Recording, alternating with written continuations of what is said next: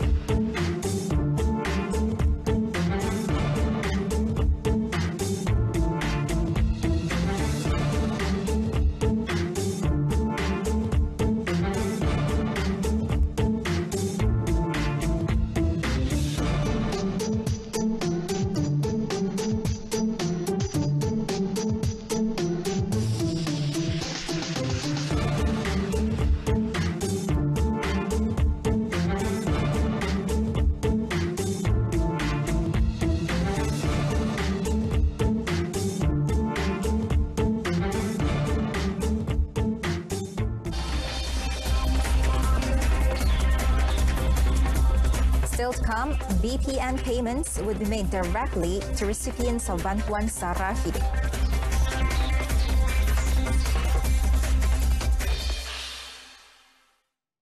Households and single individuals who have been listed as the Bantuan Sara Hidup BSH recipients do not need to make a new application for the Bantuan Prihatin Nasional BPN cash handouts. The Ministry of Finance, in a statement today, said the BPN payments would be made directly to them through their bank accounts registered under BSH. The statement said households earning between 4,001 ringgit and 8,000 ringgit and singles earning between 2,001 ringgit and 4,000 ringgit who are registered taxpayers under the Inland Revenue Board LHDN are also not needed to make a new application for BPN. BPN payments of 1,000 ringgit for households and 500 ringgit for eligible individuals under the category will be made directly to them through their bank accounts registered with LHDN. For those who have not yet registered, new applications can be made starting 1st April via LHDN's website at www.hasil.gov.my. A total of 116 people in Pulau Pinang who defied the Movement Control Order MCO were arrested on Saturday. Seberang Perai Tengah District Acting Police Chief Superintendent Muhammad Mustafa Bidin said 69 people were arrested in central Seberang Perai, with 3 of them being women. He said they were arrested for various offences, adding that illegal drugs were found on 2 suspects during a roadblock.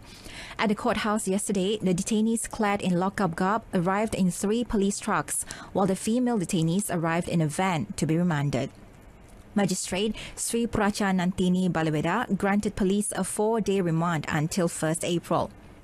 They will be investigated under Section 269 of the Penal Code for committing a negligent act likely to spread infection of any disease dangerous to life, and Rule 7, Subsection 1 of the Prevention and Control of Infectious Disease Regulations 2020.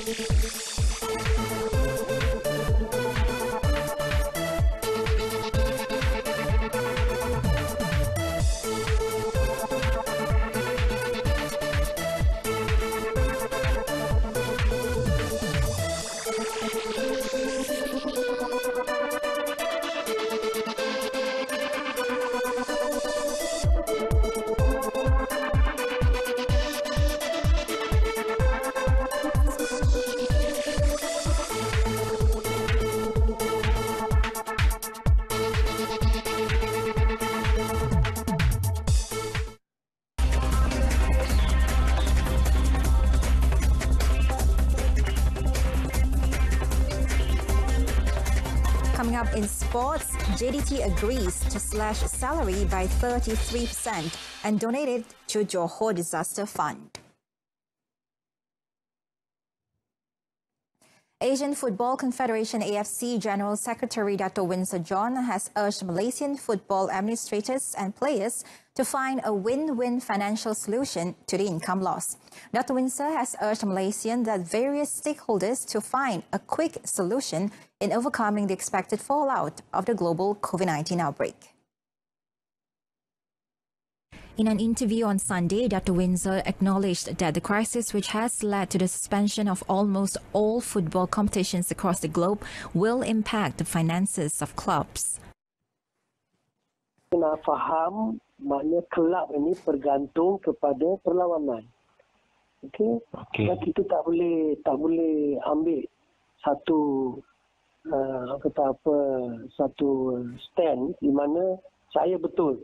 Jadi saya perlukan, tak boleh. Kita kena faham kedua-dua, kita kena faham masalah yang dihadapi oleh kelab. Kita tahu kelab-kelab di Malaysia belum lagi sampai ke tahap di mana mereka mempunyai simpanan yang banyak ataupun pendapatan yang lumayan dan sebagainya. The former FA of Malaysia official also called for the football fraternity in Malaysia to emulate their Indonesian counterparts, who reportedly successfully negotiated a financial solution to the current situation. Indonesian governing body PSSI sat down with the stakeholders and agreed to a solution. Players of several top clubs in the world, such as Atletico Madrid, Espanyol, Juventus, and Bundesliga outfits, recently agreed to have their salaries temporarily docked, either as a measure to help the club's finances or to help the minnows. The Professional Footballers Association of Malaysia, PFAM, however, on Saturday issued a statement rejecting proposals that the wages of footballers in the country be slashed during the suspension of competitions. Meanwhile, Johor Darul Takzim JDT players, coaches and staff have all agreed to take a 33% salary cut and give a portion of their salaries to the state's disaster fund. In a post on Johor Southern Tigers' Facebook page, JDT said that the move was to assist efforts to ease the burden on Johorians during the COVID-19 crisis. JDT said due to humanitarian demands that the COVID-19 outbreak has brought upon all walks of life, JDT Football Club players, coaches and staff have agreed to take a 33% salary cut and donate a portion of their salaries to the Johor Disaster Fund. In a statement released yesterday, it said this was in order to help the club and society ease their burden during this testing time. Such move has also been lauded by notable European clubs, including Juventus, whose salaries were cut by 4 months. That concludes updates at noon this afternoon. In our top story, enhanced MCO enforced in Hulu Langat. Don't forget to wash your hands regularly, practice social distancing, and most of all, let's adhere to the movement control order and just stay at home.